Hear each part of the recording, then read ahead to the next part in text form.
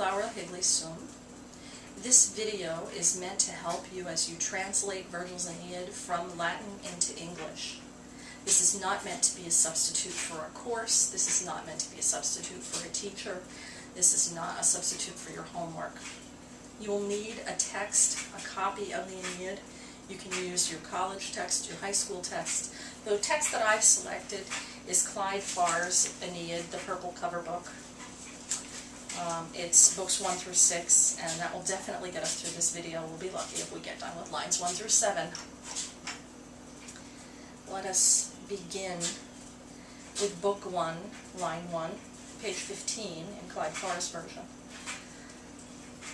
Arma virumque cano. Arms, arma, weapons. Virumque, and a man. These are both in the accusative. Arma, plural, virum, singular. Cano, I sing. Note that vir is often translated as hero as well. So famous is the hero here that we are not going to see him for many, many a line. We won't get his name. We already know what his name is, don't we? Arma virumque cano, I sing of arms and a man. Troiae qui primus aboris. Troiae, it's either going to be nominative plural, Troys, probably not, or genitive singular or dative singular of Troy, or if there's some kind of verb of giving, it will be to Troy. Let's see what happens when we get to the verb.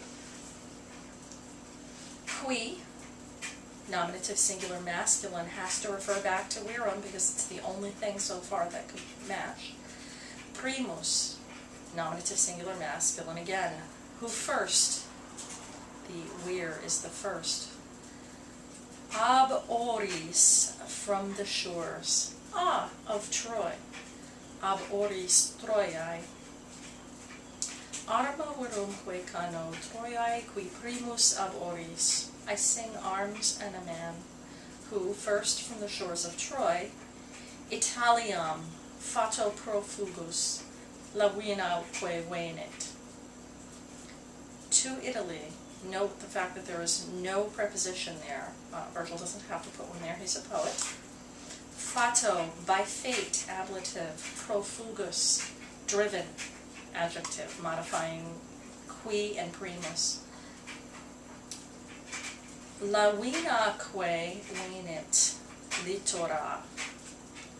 Lavina is an adjective, Lavinian, and it's going to be the nominative plural or the accusative plural. You'll have to choose in a moment. Que. The que is where you're going to get your best clue. It's joining lavina with Italiam. When we go past the verb, we're going to find one more word that fits. Venit, it came.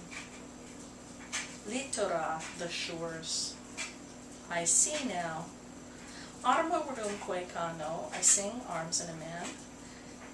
Troiae qui primus ab oris, who first from the shores of Troy. Italiam, fato profugus, lavinaque venit litora. To Italy, driven by fate, profugus fato, and the Lavinian shores he came. Now you'll switch the words around a little to make it smoother in English. I sing arms and a man, who first from the shores of Troy came to Italy and the Lavinian shores. Multum ille et terris iactatus et alto. Multum, adverb, much. Ille, he. Et terris iactatus et alto. Et terris et alto go together. Et, both and. Both on terris, the lands, et alto, and on the sea, iactatus, having been tossed about. We're still talking about the man, the one who came first from the shores of Troy. He, ille, much tossed about, on land and sea, vi superum. Vi by the power, ablative, superum, of those above, meaning the gods. Saevae memorem unonis ob iram. Saiwai memorem eunonis ob iram. The words are all mixed up here. Saiwai is either going to be, as before, nominative plural, genitive singular, or dative singular. If we have a verb of giving, then we'll have an idea that it might be dative. It's probably not going to be plural. You'll see why in a moment. It's probably going to be of the genitive, of the savage. Memorem. The case is memorem. It is accusative singular. Therefore, Saiwai does not modify memorem. It's not the savage memory. Eunonis, genitive. There we go. Of savage Juno. Of savage Juno. Memorem ob iram. I just untangled that phrase. Remembering ob on account of anger. It's remembering anger, mindful anger. He's tossed about much over land and sea, ob iram, on account of the mindful anger of cruel Juno. There's a couple things going on in that last phrase. It's why it was so difficult to untangle it for you. First of all, you expect Saiwai to be iram. Anger is savage. And Juno is the one who's remembering. But Virgil has transferred the words, and that's literally the figure of speech that we have here. We have transferred epithet. The epithet that we expect to go with one noun is now going to go with another one. On account of the remembering anger of cruel Juno. The words have gone in an A, B order, like a zipper. This is interlocked word order. If you look at the words in your book, you can see that the order of the adjectives and the nouns travel in an A-B pattern. We've made it to the bottom of page 15, and now we're turning to page 16. And then when we get through line 7, we'll review the whole thing again. Multa quoque et bello passus. Another phrase, we can stop. There's a comma been given to us. We're very lucky. Multa quoque et bello passus. Multa, many things, quoque also. Et, even, bello, with, by, from, in, it's the ablative, war, passus, having suffered. Pati or pati passus sum is a deponent verb, and therefore you say having suffered, not having been suffered. So we're still back to this guy, this weir, this hero. Qui passus, having suffered. Multa, many things also. Et bello, even in war. So he's tossed about much over land and sea, and he suffered much in war. Dum conderet orbem.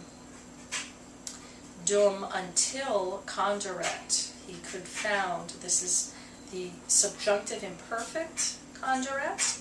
It looks like an infinitive with endings on it. Until he could found orbem, his city. Inferet que deos. And bring, inferet, in the gods into Latium. Latium is a place, it's in Italy. It's where Rome is. So he suffered all those things until he could do that. Now there's a dash in your text. Genus unde Latinum Albanique patres ad qualitae moeniae Romae. Read very badly. Ad qualitae moenia Romae. Genus, the race, unde, whence. Latinum, Latin, therefore whence the Latin race. And que, Albani patres, the Alban fathers. Atque, and altae Romae moenia, the walls of high Rome. Now, is Rome high or are the walls high? If you know the geography here better than I do, maybe you can tell me. Usually you think of walls as being high. The city is high in maybe another respect here. Maybe it's famous. But we've made it to the end of line 7, and it's a good time to review the first 7 lines. Arborumque cano, Troiae qui primus ab oris Italiam fato profugus lavinaque venit litora. I sing arms and a hero, who, first from the shores of Troy, came to Italy and the Lavinian shores, driven by fate. He tossed about much on land and on the sea by the power of the gods, on account of the mindful anger of cruel Juno. Having suffered also much, even in war, until he could found his city and bring his gods into Latium, whence the Latin race and the Olden Fathers and the walls of lofty Rome. When else do you get to say lofty other than in Latin class? I think that's the end of our first video.